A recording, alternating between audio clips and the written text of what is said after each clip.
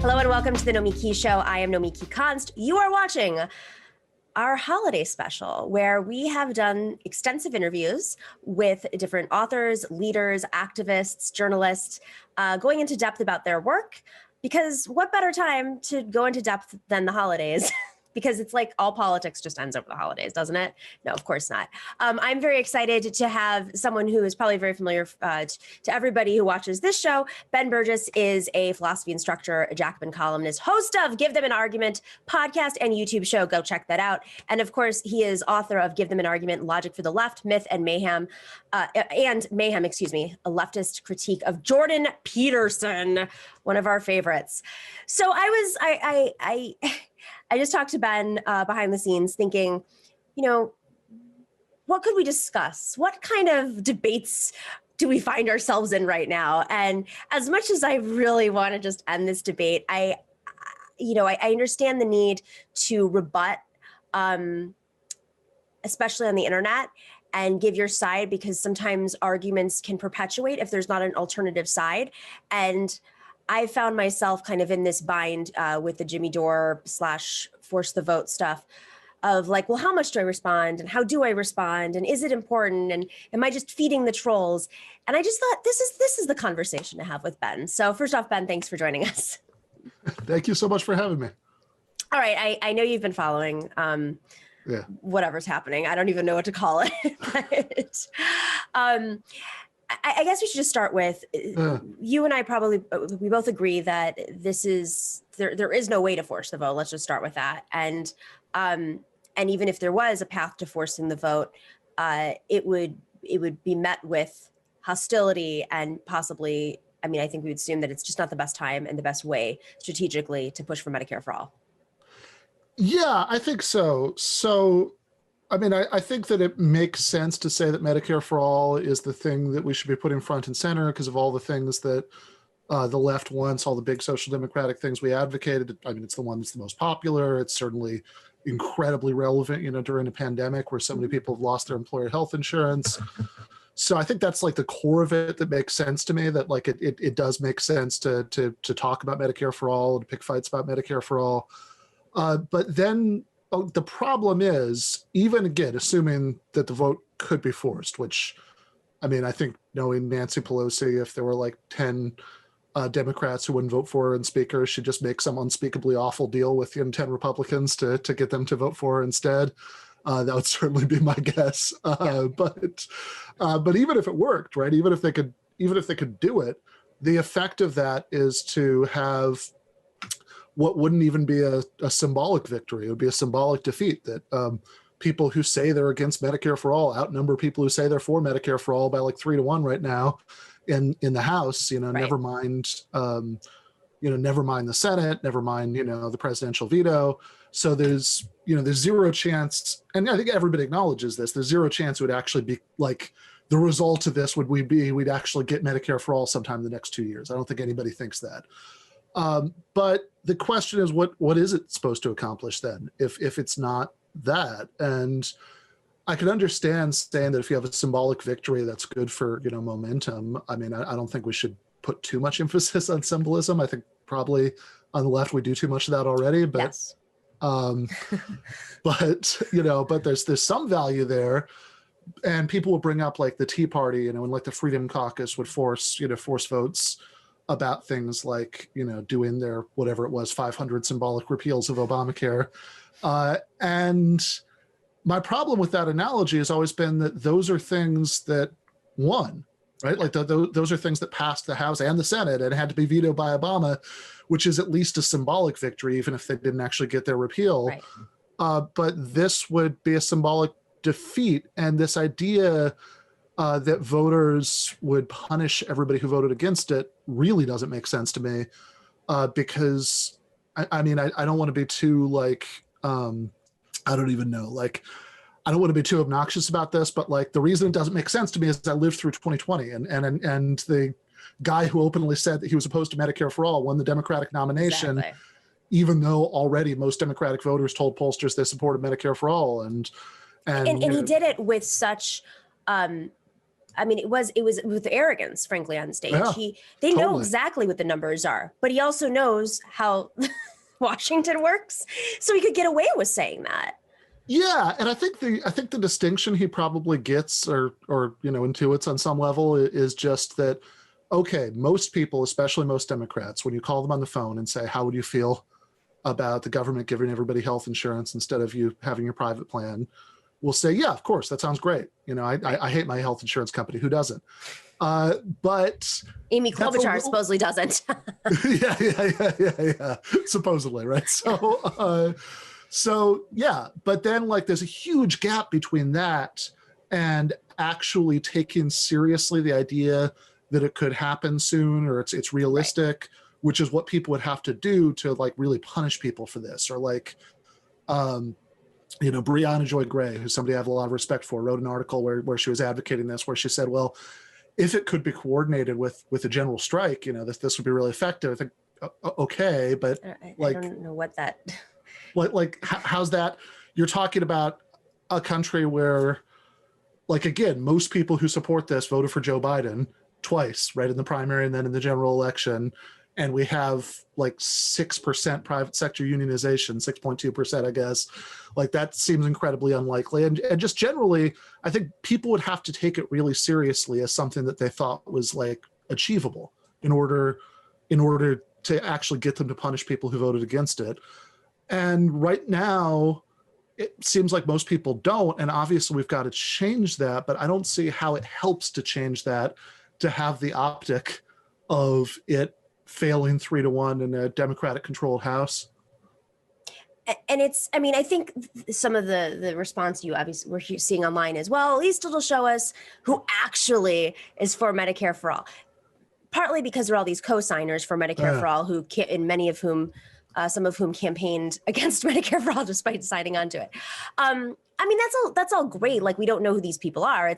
There's no mystery of the Democratic establishment in Washington. And I think we could point out which ones who co-signed are probably not going to vote for it or would suddenly say that this is not the right bill. We need a different bill. What is strange to me is it's the game is dictated on their terms, right? It's not dictated on our terms. Right. And so... Yeah, and in fact, I don't even think that, like, sure. I mean, I'm sure lots of these 118 people who co-sponsor Medicare for All are very soft yes votes, and a lot of them would get cold feet if they thought it was really going to happen. I think that premise of what Jimmy Dore and everybody else is saying is totally true. But I guess my problem with saying, oh, this will be great because we'll flush out who the insincere ones are and then we'll have primaries against them, is really two things. So one of them is...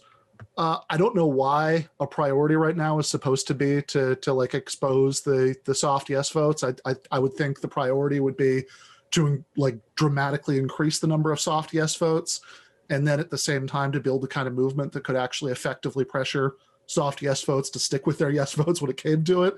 So I think the goal is just wrong. And then the other thing is I don't think it would even achieve the goal, because I think it would be like all of those symbolic repeals of Obamacare when Obama was still president. They did that God knows how many times, and it went through every time. But then the second Trump was president, so they knew it would actually be signed into law. Then they couldn't hold it together, because when something was finally at stake, then people started getting a lot pickier about the bills. And it seems like the same thing could apply here, sure, I mean, let's say you're one of these people who's a co-sponsor and you're willing to make the symbolic gesture of co-sponsoring, but probably you wouldn't really want to piss off, vested interest by actually voting for it. Right. If there was a chance it would become law. Well, in this case, you would know it was safe. It would be completely safe, because 118 co-sponsors, that leaves like 317 other people, in the House. So you would know that you would have cover to the same way you'd be willing to symbolically vote co-sponsor it, you'd be willing to symbolically vote for it. I don't see what the difference is. And if you want to do political theater, that's fine. I'm not against that. I'm against putting this much emphasis on it. But this just seems like counterproductive theater to me. I don't understand what it's supposed to accomplish. I'm glad you mentioned that, because, and I don't know how many times you have to say this on the show, but to get this sort of thing passed, you go to communities that are at state, that have organized around it. You build coalitions. there's a method to passing legislation. Yeah. It's not like we don't know what works and what doesn't work. Right. And a lot of that, I mean, I think what's really concerning to me, and I've worked with Jimmy, he's a former colleague, and Brianna, of course, as well, is it seems to me there's a lack of precision in their analysis. Doesn't mean that they're not brilliant. It's just, I made my decision in being against this because I talked to someone who is an NNU organizer, a National Nurses United organizer, who really is a big part of making Medicare for All the most popular piece of legislation in this country, getting it on the table and having Bernie Sanders campaign around it for 5 years, holding a national conference, buying ads, lobbying different lawmakers to co-sign. And I mean, I try to look to people who really do that work because they have to build a coalition and you have to, power map and have a sense of who to push this bill forward. So I think when you're saying it's performative theater, my concern, and I from an argument perspective, I'm very curious how you rebut this, is it's performative theater at a time when we should be prioritizing, when we actually can move Congress and Joe Biden on having a greater stimulus check, having rent relief. I mean, there are Medicare for All, even if we got it to a floor vote this year, probably won't even get processed through all the bureaucracy and the dealings with insurance companies for 3 years at the least. So immediately we have crises, evictions that are going to just flood this country and turn it into Hooverville. And yet we're distracted by performative theater. And so, but we're the heartless ones. Yeah. I mean, what people will say to this is, but it's so, it's incredibly urgent, that there are these millions and millions of people who've lost their employer health insurance. People are in this terrible position because the pandemic, because, if you have something that might be COVID and might be 10 other things, and you go to the doctor, if it turns out it's one of those 10 other things, you could be facing these huge bills that you no longer have insurance to pay for. And all of that is true. Right. But the idea that, I mean, first of all, if we're just talking about human costs, then, I mean, it's if it's just purely about the importance of the issue, then of course, the world is full of things that you could say that about. I mean, why isn't the big stand about climate change? Right. Why isn't it about, the war in Yemen? Like all of these things that have either currently or in the near future could have even more catastrophic consequences than this. And like people are making like this correct calculation that, this is something where there's more juice for because there's so much, there's so much support for it. Fair enough. But if we're going to play that game anyway, then it seems like if you're talking about what's going on in Congress, then yeah, something like getting much more real stimulus or, extending the eviction moratorium, those are things that it seems like, given the Congress we have, are more likely to happen. But I'm also really glad you brought up the NNU because like what happens in Congress right now, unfortunately, because Congress is dominated by people who don't even pretend to support Medicare for All, is not the main like field for fighting for Medicare for All. And this is probably the thing that bothers me the most about it. When people say, you're against this plan, or, you're really what it boils down to is you're against yelling at AOC for not supporting the plan, which is what this, people will describe it with these terms like grassroots pressure campaign, but that's what it amounts to. Then you don't want to do anything for Medicare for All. And that suggests that it's like this or not doing anything. Right. But what about the nurses unions? What about, physicians, for National Health Plan? What about all of these like DSA and Medicare for All working groups? What about people, even if we're talking about the electoral sphere, what about people in like Justice Democrats recruiting, primary candidates who support Medicare for All to run against people who are opposed? All of these things are doing something. And you can say, yeah, but we don't have Medicare for All yet. And that's true. But we're much closer than we were 5 years ago. And they want to put it at, I mean, this is why I actually think the roots of this, I'm not saying everybody involved in supporting, I think the roots of this are nefarious. I've been working in politics all of my adult life, right? Outside of being a host. If I worked on a political campaign and saw something like this, I think most people who've worked in more than 2 or 3 political campaigns are very aware of an argument coming in to distract and push us away from what's at hand. I mean, this is the union busters. This is what they do. They go in, and the goal is, you know, they'll start rumors. It's divide and conquer tactics. And I mean, I don't know what Jimmy Dore's goal is. And frankly, at this point, I don't even care. I've already made a case for what he is openly admitted to taking money from, who he is openly admitted to taking money from. It's not a smear. That's something he has said. Right. And I know his audience too. There is a good chunk of Trump supporters in his audience, but I don't know what his goal is. But I do think it's important to identify the strategy and what the effects are of that strategy. And so just from a pure argument perspective, what are some of the best ways to combat misinformation when they come back with, well, you're a CIA agent? or what? I mean, everybody's getting a different thing. Ben Dixon's getting smeared. I mean, all I did was just say he took a certain amount of money and he put it in his tax returns and disclosed it. And suddenly I'm dropping, I don't know, I'm in charge of the NATO bomb program, I guess. After work. I mean, it's just, but there's an ecosystem that's reinforcing this. Yeah. And I think folks are falling for it because they're in a vulnerable position and they're angry. And instead of channeling that anger into productive ideas and organizing and into solidarity, right? Like, what's a big part of actually getting a bill passed? Not going after each other and building coalitions and solidarity. So, I mean, how do you combat just a flood of misinformation?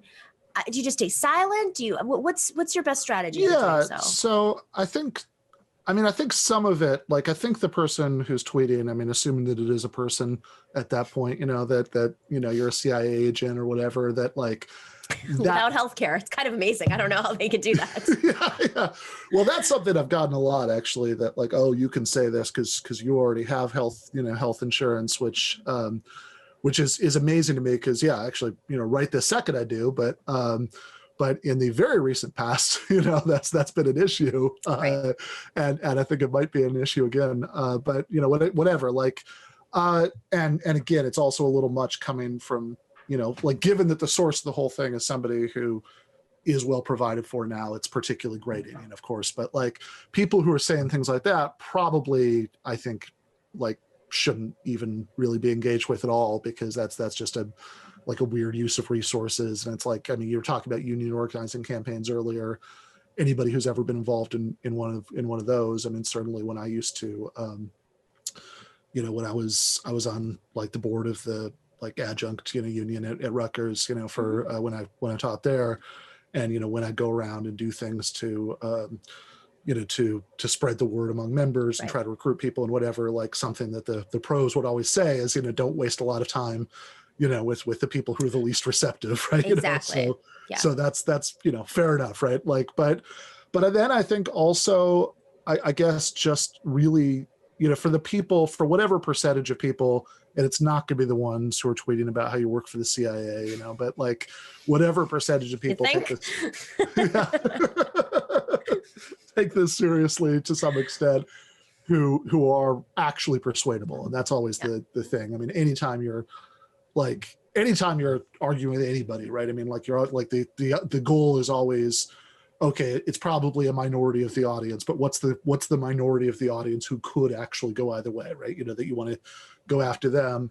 And I think for those people, I think that just like emphasizing what like a real strategy to achieve Medicare for all looks like, and how different it is for this, so they can see that you're taking it seriously. And I think just pointing out things like everything, you know, that the NNU is doing, you know, is, I think goes a long way with people who have the right instincts. And even I think some people who don't necessarily, like, who might be so angry about it in the moment, because, and I understand, right? Like, it's, you know, because everybody should feel like white hot rage at the American health insurance system. And so what this is doing is appealing to some of the people who feel most of that. Right.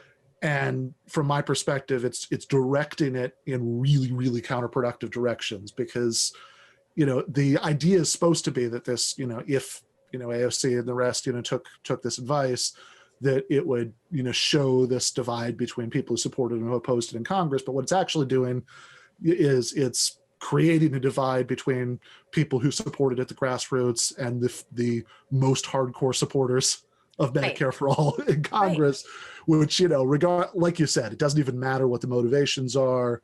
The motivations could come from a really good place, but it's still like, this is the kind of thing that you would do if you were like in one of those rooms, like, Nixon and G. Gordon Liddy when they were talking about bombing the Hoover Institute or whatever, like that.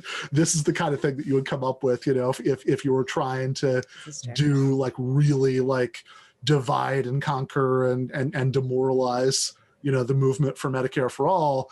And so I think that just pointing out that this is so destructive to it and pointing out all the things you can do to actually advance it, probably most people who are mad at this right now, they're just not going to listen. I think realistically, they're not going to. But a few of them will, and I think more of them maybe in like a few weeks or a month or 2 months, when this all kind of simmers down a little bit, everything that's going on right now, the goal is you've planted a seed, and then they'll think, okay, how about all that other stuff that they said? Maybe that is how we should be thinking about organizing and mobilizing and all of those things, because this didn't really do anything. And I think oftentimes, when we're, certainly in my case, every time I've ever been, persuaded, by something that I really didn't believe before, it's never been like an instant, like bolt of lightning, road to Damascus thing.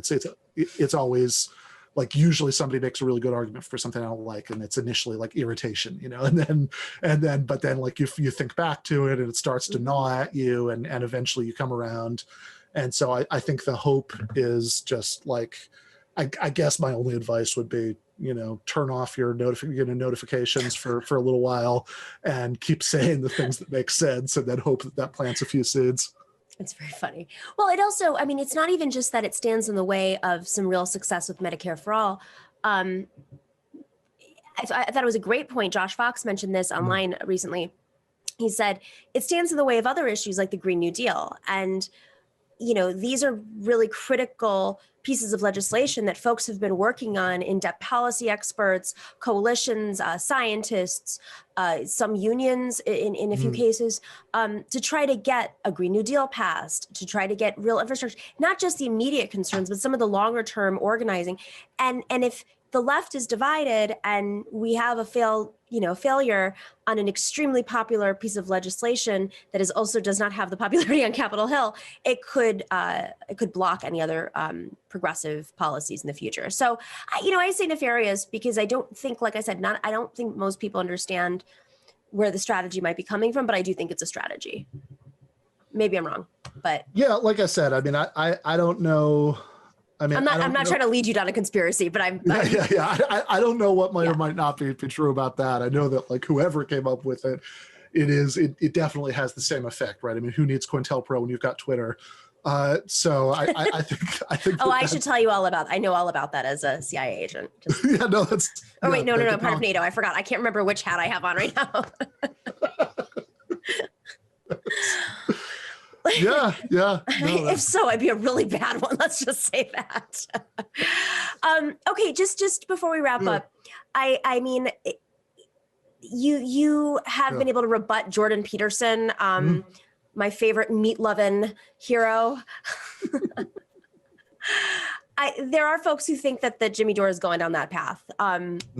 If that's the case, I'm more concerned because there really is a real left movement that he's garnered, as well as other folks. How do we try to bring them back over? Yeah. So, well, I guess if that is true, then in a year when he's in rehab in Serbia, then we'll his daughter is people will take another look then. But I think that the hope is that if people are like, what they find appealing is that he's very like, and I think this is a lot of it. Like sometimes I think like Jimmy Dore is like, the Bernie-ish lefts, like it's like the character that Louis Black used to play on The Daily Show, where he just kind of performatively get really mad about things, and it was really funny. Oh my God, that's true. And so I guess if part of the appeal is that he's doing that character and he is getting mad at a lot of the right things, he's getting mad at a lot of things that people should be mad about. Then if he did go in a more right-wing direction, then I would hope a lot of people who find him appealing because of that would get off the bus eventually when they saw where it was going. I'm sure that not everybody would. I mean, I think that, and I guess this is a reason to, maybe if there is some analogy there, I mean, maybe that's a reason to engage with him despite everything, because I think that one thing, I think one thing that was valuable with taking some of the wind out of Peterson's sails, I mean, even before he, self-destructed, and all joking aside, I actually do feel bad about that on a human level, but but before that even, was when he did that debate with Zizek in Toronto, because I think that just having the two of them, standing next to each other and talking about this stuff, I think in that case, I think just like the contrast was really bad, for Peterson. I think that played really badly for him. And I don't know what the equivalent would look like for that in Jimmy Dore. Sam Dore's Cedar, case. Except he won't appear on. Yeah. I mean, that's the other thing, is they're not going on other people's shows anymore. I know a few folks have invited Brie on, and she hasn't responded. I've invited Brie onto mine repeatedly in various forums. I'll do that again right now. Doors open, but yeah, I think. But Nico House has no problem going on. They have no problem going on Nico House's show. The guy who denied the fact that there was a mass shooting in Las Vegas. So. Awesome. I didn't even know that.